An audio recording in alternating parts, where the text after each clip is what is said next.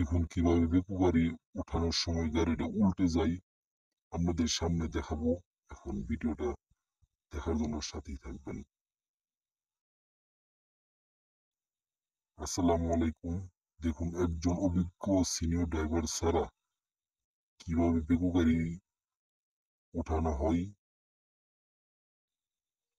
বেকু গাড়ি সঠিকভাবে না তুলতে পারলে অবশ্যই বেকু গাড়ি উল্টে যাওয়ার সম্ভাবনা বেশি থাকে। একজন সিনিয়র ড্রাইভার যখন গাড়িতে থাকবে সবকিছু লক্ষ্য রাখবে, কিভাবে গাড়ি উঠতেছে, কি সমস্যা সবকিছু নিয়ন্ত্রণ রাখবে।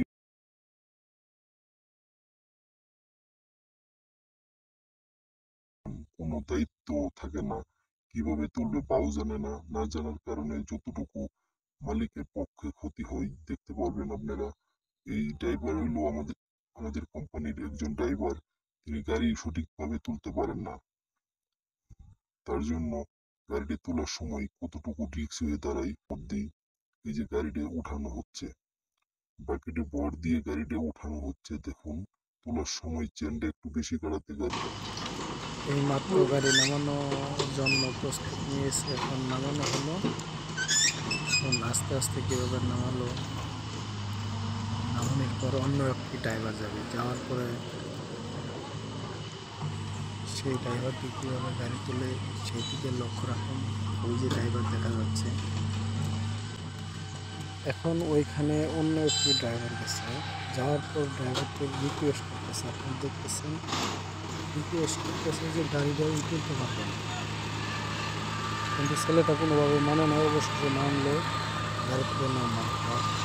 এখন ওই ড্রাইভারটা কীভাবে গাড়ি তুলে, বিষয়টা হইলো ওইখানে যে ড্রাইভার উঠছে এই গাড়ির মেন ড্রাইভার হইলো ওই ছেলেটা, আর ওই যে তুলতে গিয়ে ব্যর্থ হলো সেই ছেলেটা হলো হেল্পার। হেল্পার তুলতে না পারায় ড্রাইভার উঠছে, ড্রাইভার উঠে থেকে দেখুন কীভাবে গাড়ি তুলে।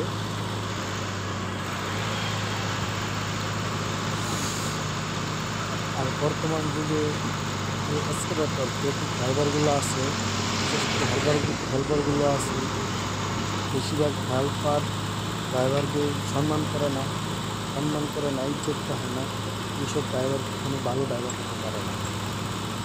আর ওই ছেলেটা যে আছে আজ থেকে প্রায় 6 বছর থেকে গাড়ি চালাইতেছে, এই ডেপুর ড্রাইভার হেল্পার হিসেবে গাড়ি চালাইতেছে।